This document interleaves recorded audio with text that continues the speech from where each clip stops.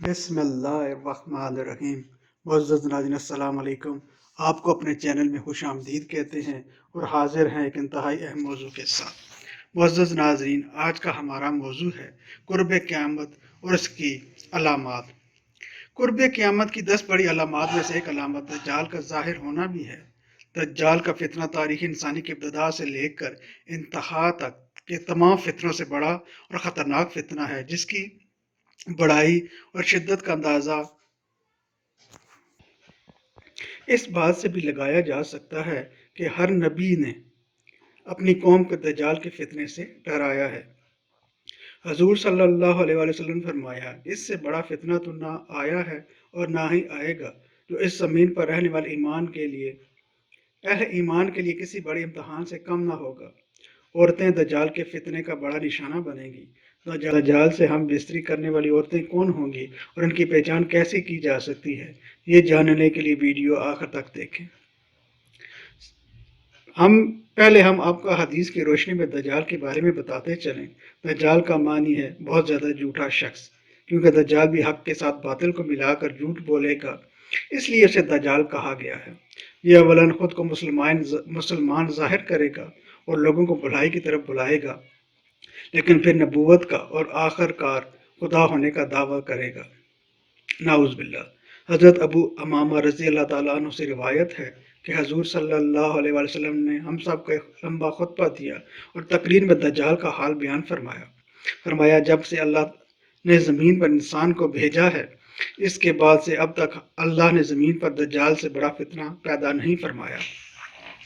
تمام انبیاء اپنی امت کو دجال کے خوف سے ڈرا رہے ہیں، کیونکہ تمام انبیاء کے آخر میں ہوں اور تم ہی آخری امت ہو، اس لیے دجال تم میں ہی پیدا ہوگا۔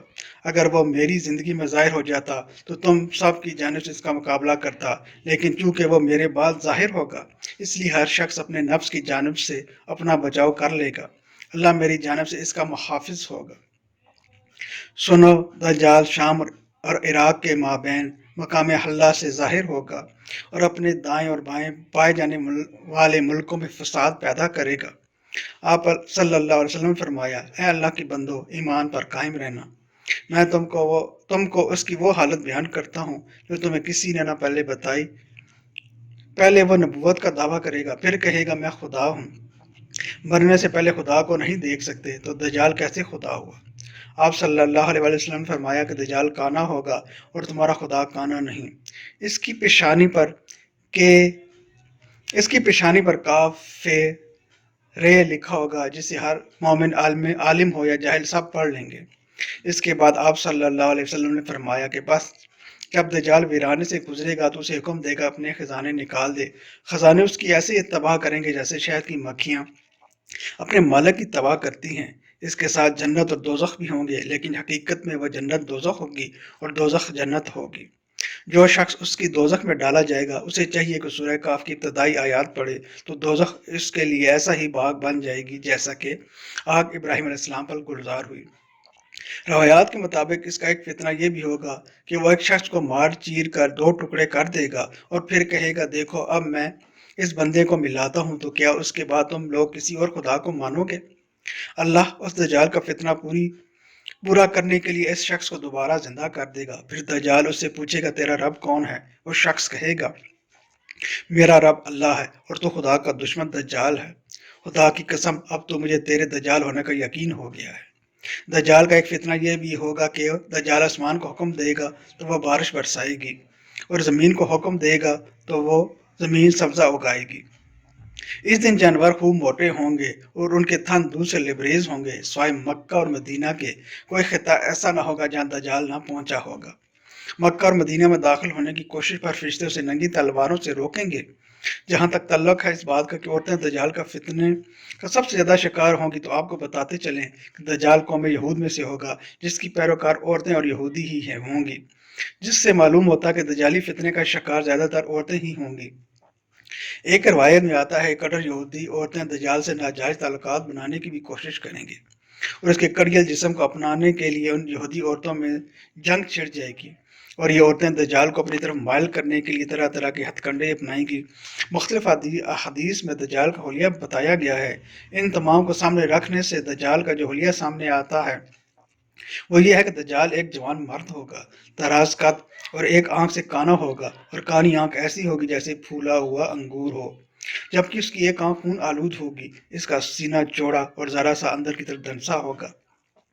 دجال کی پیشانی چوڑی ہوگی اور دونوں آنکھوں کے درمیان کاف فے رے لکھا ہوگا، یعنی کافر، جسے ہر مسلمان پڑھ سکے گا، چاہے اسے پڑھنا آتا ہو یا نہ آتا ہو۔ اور اس کے بال گھنگریالے ہوں گے۔ اس کی جوانی کو دیکھ کر زیادہ تر عورتیں اس کی دیوانی ہو جائیں گی۔ اس کی سواری میں ایک بڑا گدھا ہوگا۔ اس کا ظہور شام اور عراق کے درمیان ہوگا اور وہاں رسالت کا دعویٰ کرے گا۔ اس کے بعد وہ اصفہان چلا جائے گا، جہاں اس کے ہمراہ 70,000 یہودی ہوں گے۔ وہ یہیں سے خدائی کا دعویٰ کر کے چاروں طرف فساد پیدا کرے گا اور زمین کے مختلف مقامات کا گشت کر کے لوگوں کو خود خدا کہلوائے گا۔ خدا لوگوں کی آزمائش کے لیے اس سے بڑے بڑے عجیب کام ظاہر کروائے گا، جس کی پیشانی پر کاف فے رے لکھا ہوگا، جس کی پہچان صرف اہل ایمان ہی کر سکتے ہیں۔ اس کے پاس ایک آگ ہوگی جو کہ وہ دوزخ سے تعمیر کرے گا، اور ایک باغ ہوگا جس کو وہ جنت کا نام دے گا، جو مخالفین کو آگ میں جبکہ موافقین کو جنت میں ڈالے گا۔ اس کے پاس کھانے پینے کی چیزوں کا ایک بڑا ذخیرہ ہوگا، جس کو چاہے گا دے گا، اور جو اس کے مخالف ہوگا وہ اس کو مذکورہ چیزیں نہیں دے گا۔ اس طرح کی بہت سی سزائیں مسلمانوں کو دے گا، لیکن اللہ کے فضل سے اللہ کی تسبیح مسلمانوں کو کھانے کا کام دے گی۔ روایت میں بتایا گیا ہے کہ دجال کے ظہور ہونے سے 2 سال قبل قحط رہ چکا ہوگا، اور تیسرے سال دوران قحط ہی اس کا ظہور ہوگا۔ زمین میں دفن خزانے اس کے حکم سے اس کے ہو جائیں گے۔ وہ بعض آدمیوں سے کہے گا کہ میں تمہارے ماں باپ کو زندہ کر سکتا ہوں، اس لیے تم میری قدرت دے کر میری خدائی کا یقین کر لو۔ اسی حالت میں بہت سے ممالک سے وہ گزرے گا، یہاں تک کہ وہ یمن پہنچے گا، جہاں بہت سے بد دین لوگ اس کا ساتھ دینے کے لیے راضی ہو جائیں گے۔ وہاں سے واپس ہو کر وہ مکہ مکرمہ کے پاس مقیم ہو جائے گا۔ وہ مکہ اور مدینہ میں داخل ہونے کی کوشش کرے گا، مگر محافظ فرشتوں کی وجہ سے داخل نہ ہو سکے گا۔ اس کے علاوہ مدینہ میں 3 خوفناک زلزلے آئیں گے، جس کے بعد وہ وہاں رہنے والے بد عقیدہ لوگ ڈر کی وجہ سے شہر سے نکل کر دجال کے پھندے میں جا پھنسیں گے۔ مدینہ سے دجال شام کی طرف روانہ ہوگا۔ اس کے پہنچنے سے قبل حضرت امام مہدی علیہ السلام دمشق پہنچ چکے ہوں گے اور دجال کے ساتھ جنگ کرنے کی تیاری کے لیے فوج ترتیب دیں گے۔ ایک دن لوگ نماز میں مصروف ہوں گے۔ اسی طرح حضرت عیسیٰ علیہ السلام 2 فرشتوں کے ساتھ دمشق کی جامع مسجد کے مشرقی مینار پر اتریں گے اور امام مہدی رضی اللہ تعالیٰ عنہ سے ملاقات کریں گے۔ یوں حق و باطل میں ایک خون ریز جنگ شروع ہوگی اور مسلمانوں کو فتح نصیب ہوگی۔ اسی جنگ کے دوران دجال کو بیت المقدس کے قریب قتل کیا جائے گا اور اس کو لاش کو وہاں موجود ایک کنویں میں لٹکا دیا جائے گا۔ اللہ سے دعا ہے کہ وہ ہمیں ہر قسم کے دجالی فتنے سے محفوظ فرما کر نیک اعمال کرنے کی توفیق عطا فرمائے۔ آمین ثم آمین۔